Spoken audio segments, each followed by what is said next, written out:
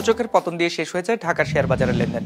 সার্বিক সূচক DSEX 31 point কমে দাঁড়িয়েছে 5379-তে। হাত বদল হয়েছে 953 কোটি টাকার শেয়ারের মালিকানা।